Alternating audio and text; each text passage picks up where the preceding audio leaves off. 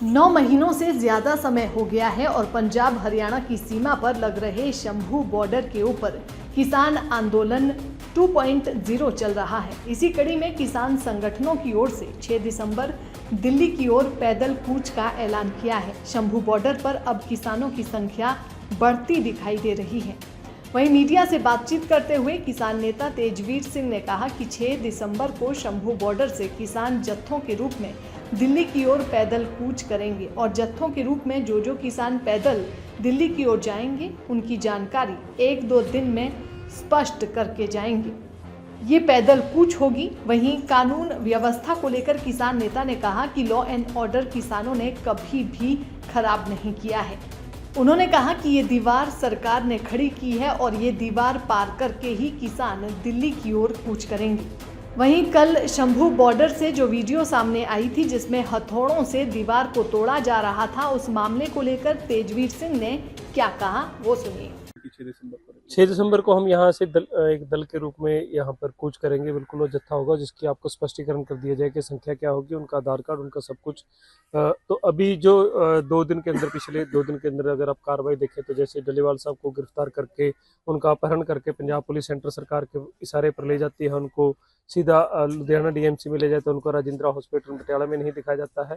साथ के साथ ही जो यहाँ पर कार्रवाई हो रही थी, यहाँ थोड़े से तोड़ा जा रहा था तो अगले बैरिकेड बनाने के लिए तैयारी की जा रही थी, जो पुल के ऊपर तैयारी की जा रही है। तो इससे ये लगता है, ये प्रभावित होता है कि बीजेपी और आरएसएस ऐसे ही काम करती है। वो यहाँ पर दंगे करवा सकते हैं, वो बड़ी पैरामिलिट्री फोर्सेस को बीच का आगजनी करवा सकते हैं। तो ऐसी हमारी आशंकाएं हैं। अडिग रहेगा इस बार का फैसला? बिल्कुल अडिग रहेगा और हम आगे कूच करके रहेंगे।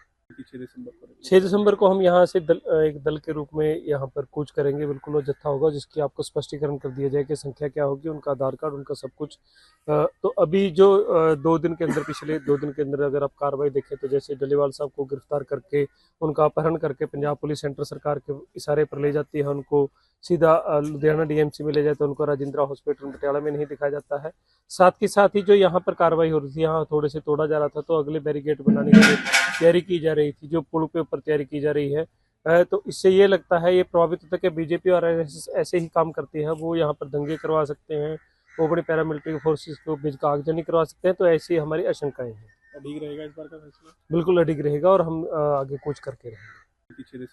6 दिसंबर को हम यहाँ से एक दल के रूप में यहाँ पर कूच करेंगे। बिल्कुल वो जत्था होगा जिसकी आपको स्पष्टीकरण कर दिया जाए कि संख्या क्या होगी, उनका आधार कार्ड, उनका सब कुछ। तो अभी जो 2 दिन के अंदर, पिछले 2 दिन के अंदर अगर आप कार्रवाई देखें तो जैसे डलीवाल साहब को गिरफ्तार करके उनका अपहरण करके पंजाब पुलिस सेंटर सरकार के इशारे पर ले जाती है, उनको सीधा लुधियाना डीएमसी में ले जाते हैं, उनको राजेंद्रा हॉस्पिटल पटियाला में नहीं दिखाया जाता है।